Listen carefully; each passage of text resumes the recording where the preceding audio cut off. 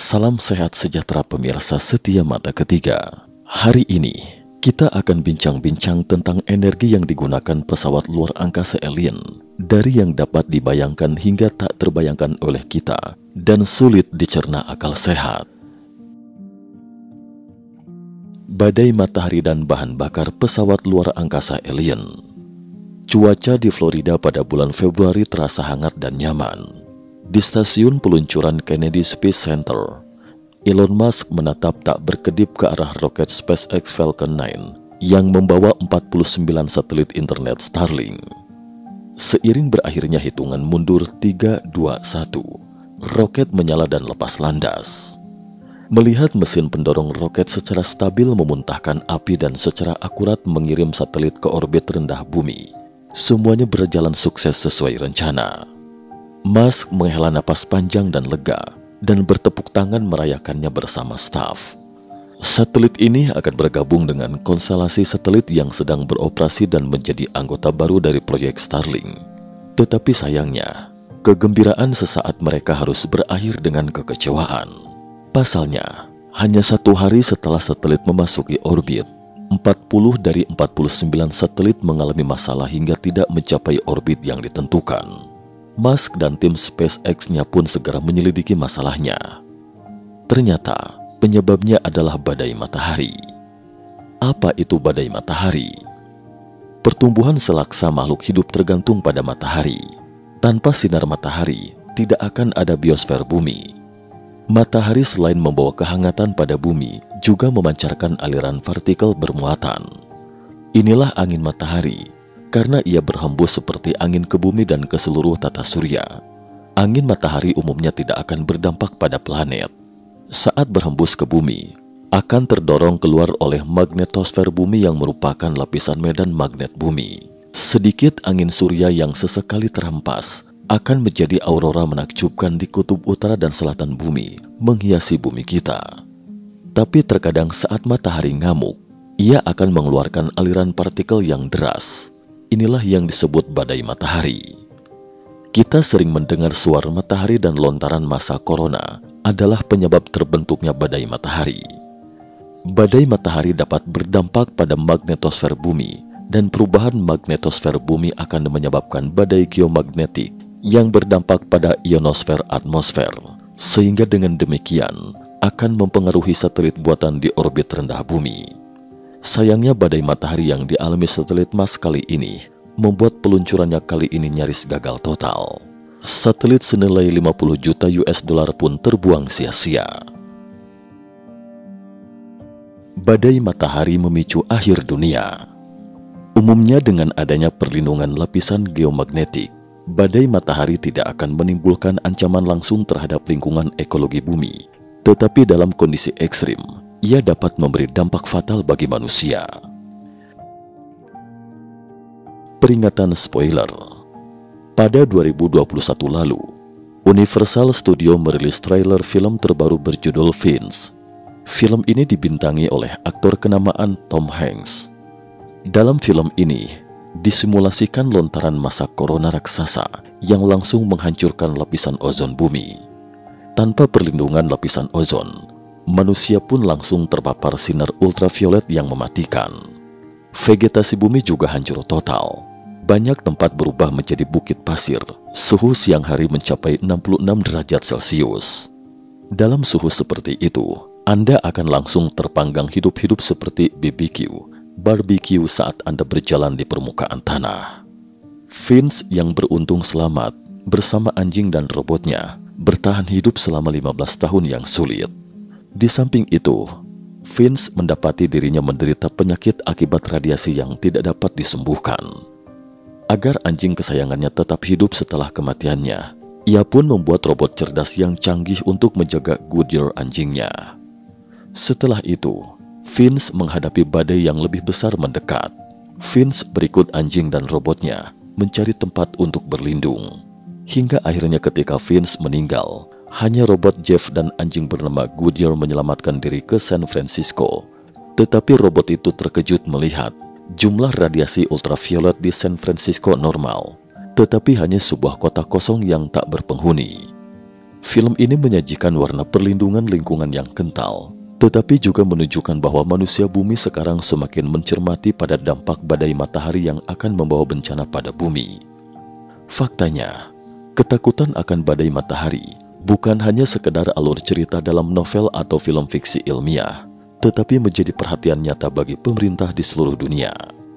Saat ini, NASA telah meluncurkan 4 wahana ke matahari untuk memantau gerak-geriknya.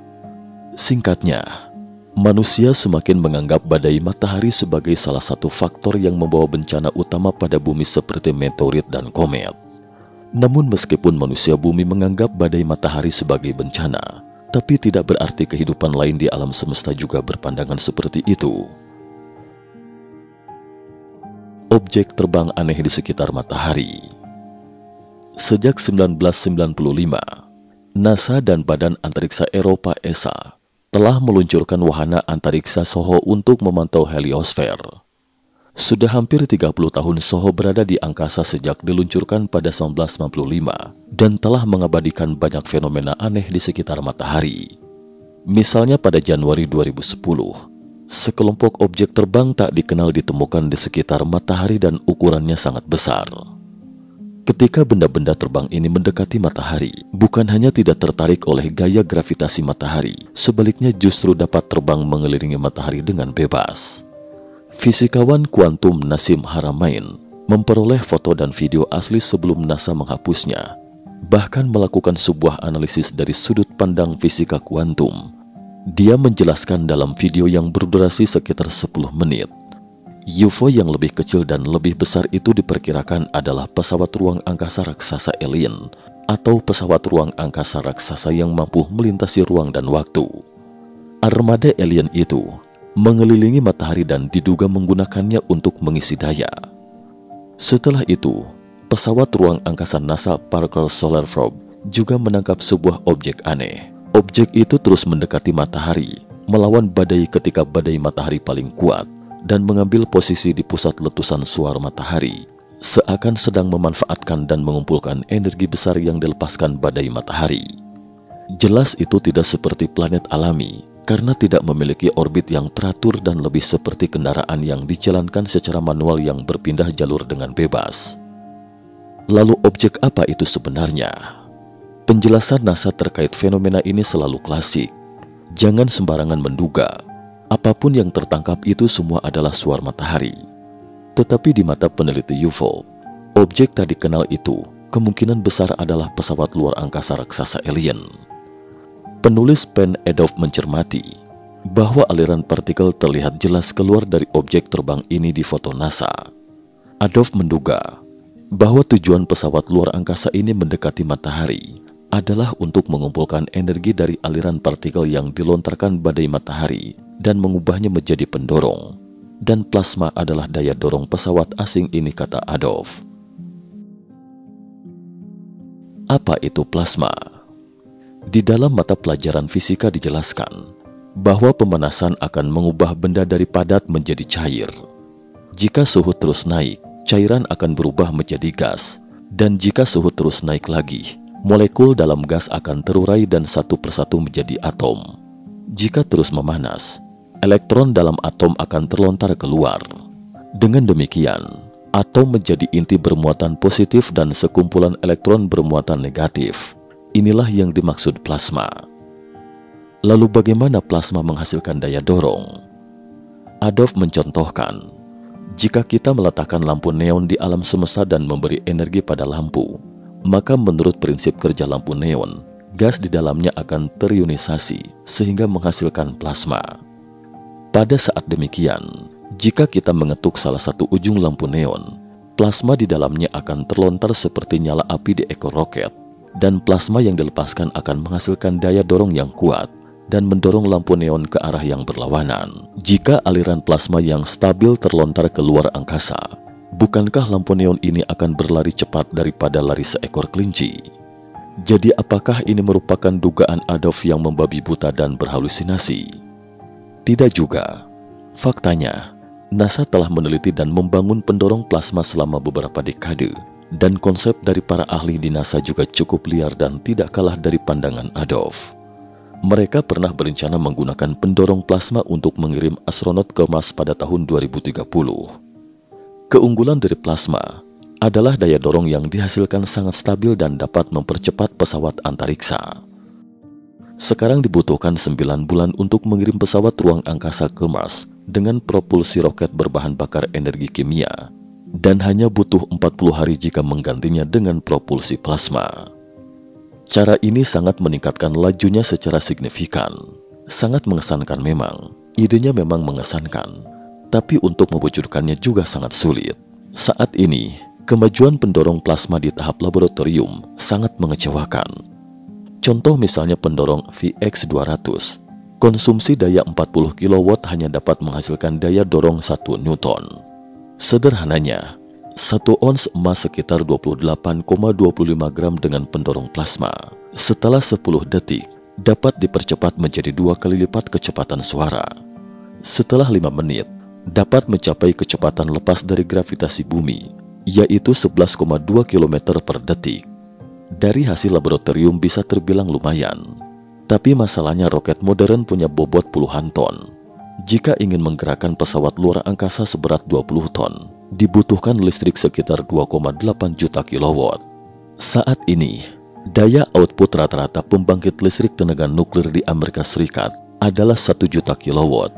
Jadi untuk mendorong pesawat ruang angkasa seberat 20 ton, maka pesawat ruang angkasa ini perlu membawa 2,8 unit pembangkit listrik tenaga nuklir.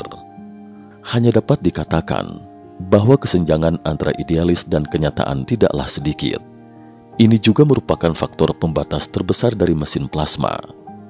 Menurut perkiraan optimis tim NASA saat ini, realisasi mesin plasma harus menunggu hingga akhir abad ini untuk menjadi arus utama kedirgantaraan dan menunggu 70 tahun lagi.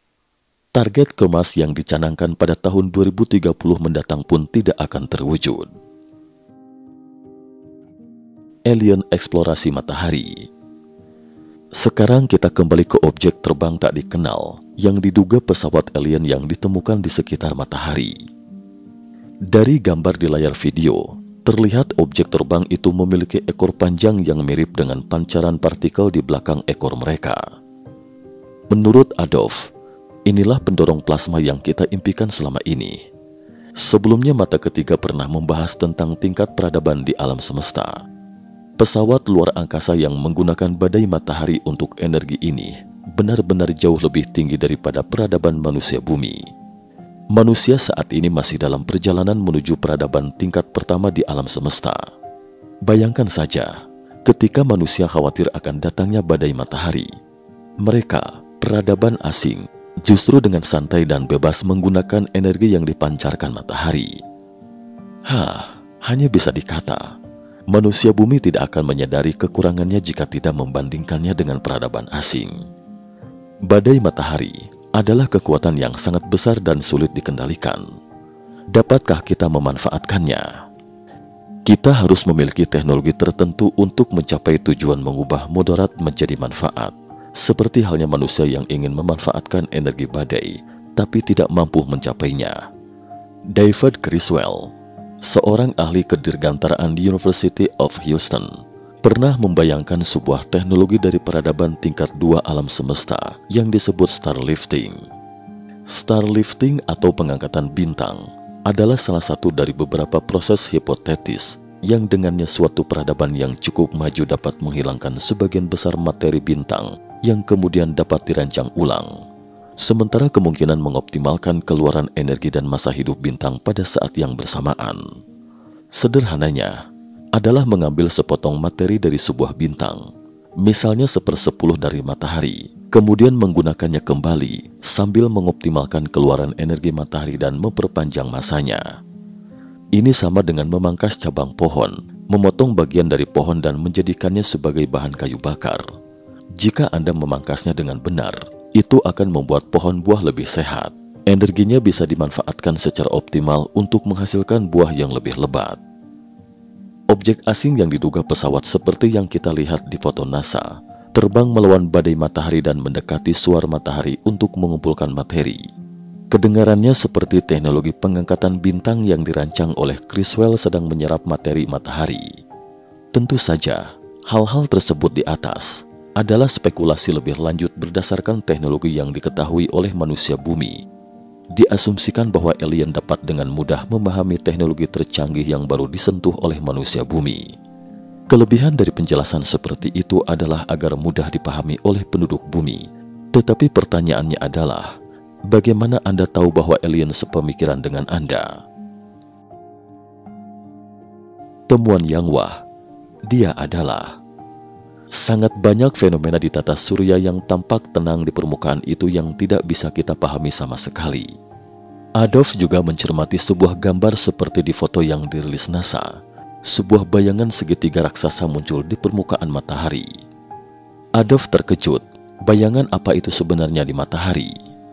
Kita tahu, matahari adalah satu-satunya sumber cahaya di galaksi kita. Bayangan ini tidak dapat diproyeksikan ke matahari oleh sumber cahaya lain. Jadi, satu-satunya penjelasan yang masuk akal adalah ada sebuah benda berbentuk segitiga yang menghalangi sinar matahari. Dan yang menakutkan tanpa direnungkan lebih dalam adalah objek tak dikenal ini sangat besar. Coba lihat gambar ini, Jupiter di sebelah kiri dan matahari di sebelah kanan. Luas permukaan Jupiter hanya sekitar 1% dari luas permukaan matahari. Coba lihat lagi bayangan segitiga ini. Dan itu pasti objek berukuran jumbo. Objek ini jauh lebih besar dari Jupiter, menutupi area permukaan matahari di zona yang kentara. Lantas objek apa itu sebenarnya? Bayangan matahari yang paling umum adalah bintik matahari. Ini adalah pusaran besar yang terbentuk oleh gas panas di permukaan matahari karena suhunya lebih rendah dari daerah sekitarnya, sehingga tercermin sebagai bintik hitam. Bintik matahari adalah bintik hitam yang paling sering teramati di permukaan matahari. Bintik matahari besarnya kira-kira seukuran bumi, tapi bayangan segitiga ini jauh lebih besar daripada bintik matahari dan tidak bisa dijelaskan dengan bintik matahari. Jadi ada yang mengemukakan penjelasan lain, bahwa itu adalah lubang di atmosfer matahari. Lubang di atmosfer matahari yang telah teramati dan memang sangat besar. Tapi masalahnya, bentuk rongga semacam ini umumnya tidak beraturan dan bentuk segitiga yang teratur seperti itu belum pernah terlihat sebelumnya. Jadi hipotesis ini mungkin harus menunggu sampai dikumpulkannya lebih banyak data untuk membuktikannya. Menurut Adolf, besar kemungkinan itu adalah UFO raksasa. Untuk pesawat sebesar itu, menurut saya, ini sudah di luar imajinasi. Dalam film Independence Day Mans 2, kapal induk alien berdiameter sekitar 3.000 mil dan jarak antara dua titik tumpu roda pendarat membentang dari Samudra Atlantik. Ini adalah batas imajinasi manusia. Penulis skenario UFO tidak berani lagi mengarang UFO yang lebih super raksasa, takut dilempari tomat busuk sambil dicaci maki penonton karena terlalu bullshit atau omong kosong. UFO yang dapat membuat bayangan segitiga besar di permukaan matahari membuat orang terkesima melongo sambil menahan napas.